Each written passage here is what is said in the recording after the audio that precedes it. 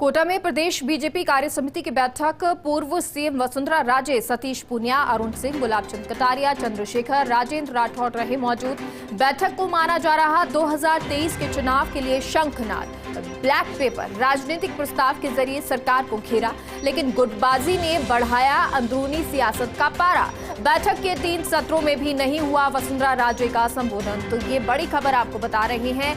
गुटबाजी जरूर है, अंदरूनी सियासत जरूर है, और इसके बाद क्योंकि 3 सत्र में नहीं हुआ है वसुंधरा राजे का संबोधन, तो उसके बाद अब ये आपको बड़ी खबर। कोटा में प्रदेश बीजेपी कार्य समिति की बैठक। पूर्व सीएम वसुंधरा राजे, सतीश पूनिया, अरुण सिंह, गुलाब चंद कटारिया, चंद्रशेखर, राजेंद्र राठौड़ इस बैठक में मौजूद रहे।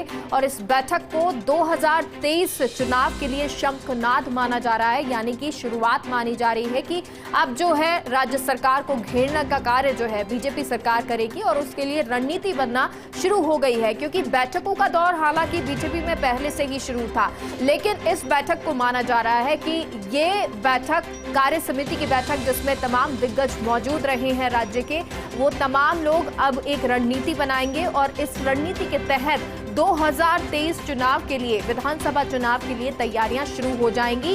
एक शंखनाद इसको माना जा रहा है। ब्लैक पेपर राजनीतिक प्रस्ताव के जरिए सरकार को घेरा। आपको विधानसभा की ये तस्वीरें जब नजर आई थी, जब ब्लैक पेपर दिखाया, जब राजनीतिक प्रस्ताव जो हैं वो सामने आए थे, लेकिन अब किस तरह से, क्योंकि बहुत ज्यादा समय नहीं है, 2023 का चुनाव आने वाला है, और उससे पहले कैसी रणनीति होनी चाहिए, इसको लेकर ये बैठक। और भवन हमारे साथ कोटा से जुड़ गए हैं। भवन, कार्य समिति की बैठक, तमाम दिग्गज इसमें मौजूद रहे, क्या कुछ खास रहा?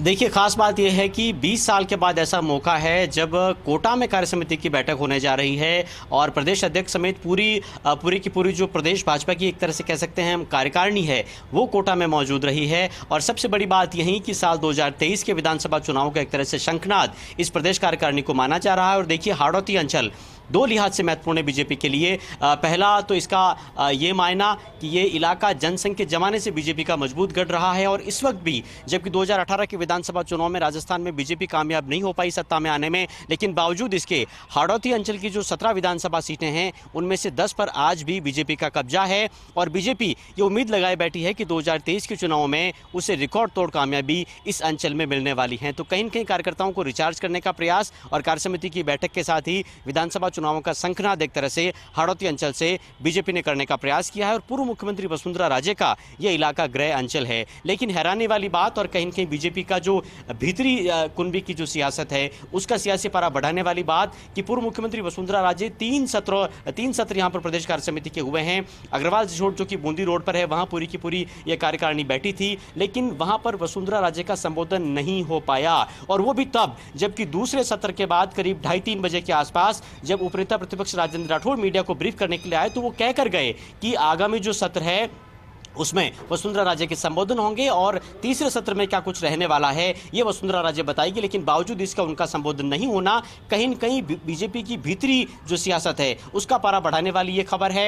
हालांकि कार्य समिति की बैठक चलती रही, वसुंधरा राजे बैठक से निकल गए, लेकिन वो कोटा में घूमती रही, वो संघ कार्यालय भी गई। कुछ देर बाद उनके एमबीएस अस्पताल पहुंचने की खबर है। उनके साथ पूर्व विधायक प्रहलाद गुंजल है, पूर्व संसदीय सचिव भवानी सिंह राजावत उनके साथ है, दूसरे बीजेपी के नेता भी हैं। लेकिन इन सबसे इतर मेगा कहीं न कहीं एक मजबूत विपक्ष की भूमिका निभाने के लिए और कहीं मैदान में उतरकर सरकार से 2-2 हाथ करने के लिए बीजेपी ने इस कार्य समिति बैठक के बाद अपने इरादे जाहिर किए हैं। ब्लैक पेपर सरकार के खिलाफ जारी किया गया, और साथ में राजनीतिक प्रस्ताव लिया गया, जिसमें कुल मिलाकर के 14 सदस्यों ने पार्टिसिपेट किया।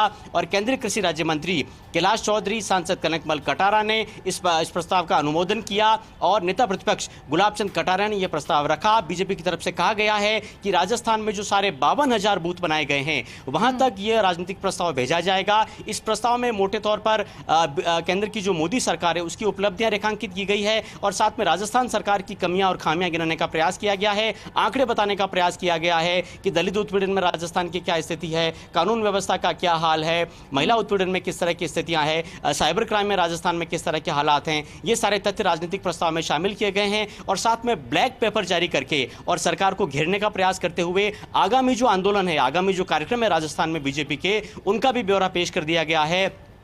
22 और 23 जून को जब श्यामा प्रसाद मुखर्जी और साथ में श्यामा प्रसाद मुखर्जी के अलावा सुंदर सिंह भंडारी, इनकी जयंतियां और पुण्यतिथियों के मौके पर बीजेपी बड़े जलसे करने जा रही है। इसके अलावा और जलसे बड़े होंगे, लेकिन साथ ही साथ क्योंकि अभी ब्लैक पेपर जारी करना और साथ ही साथ कैसे अब आगे की नीति बने, क्योंकि आप बूथ स्तर पर देखें या मंडल स्तर पर, वो बीजेपी चाहती है कि वहां पर एक मजबूती आए बीजेपी के लिए। और साथ ही साथ ऐश्वर्य भी हमारे साथ जुड़ गए हैं। ऐश्वर्य, आज की बैठक महत्वपूर्ण रही, लेकिन एक खास चीज देखने को मिली कि वसुंधरा राजे का संबोधन नहीं हुआ 3 सत्रों में।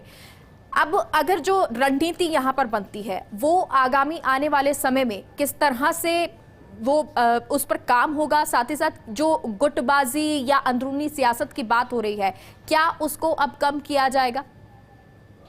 देखिए, कमोबेश स्थितियां जो है वो सभी के सामने हैं भारतीय जनता पार्टी की। भारतीय जनता पार्टी ने इन हालातों में कांग्रेस से लोहा लेने का प्लान बनाया है और जिन मुद्दों को लेकर बीजेपी ने बात की है, राजेंद्र राठौड़ जो मुखातिब हुए या बीजेपी ने जो तय किया, ब्लैक पेपर जारी किया, उसमें खास तौर पर जो मुद्दे थे वो अपराध कानून व्यवस्था के मुद्दे, तो दूसरी तरफ बेरोजगारी का मुद्दा, किसानों का मुद्दा, बिजली पानी का मुद्दा, बिजली के दाम 8 बार बढ़ाए गए, इस तरीके की बातें। और इनके बाद लगातार आंदोलन करते रहने की बात कही गई है कि कांग्रेस की राज्य सरकार के खिलाफ भारतीय जनता पार्टी अब लगातार आंदोलन करेगी।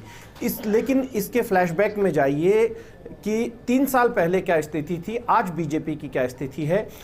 फिलहाल जो दिखाई देता है कि वो 2 ध्रुव दिखाई देते हैं, लेकिन अगर इसमें और फरमाएंगे और देखेंगे तो यहाँ पर हो सकता है कि स्थितियाँ कुछ और भी दिखाई दे।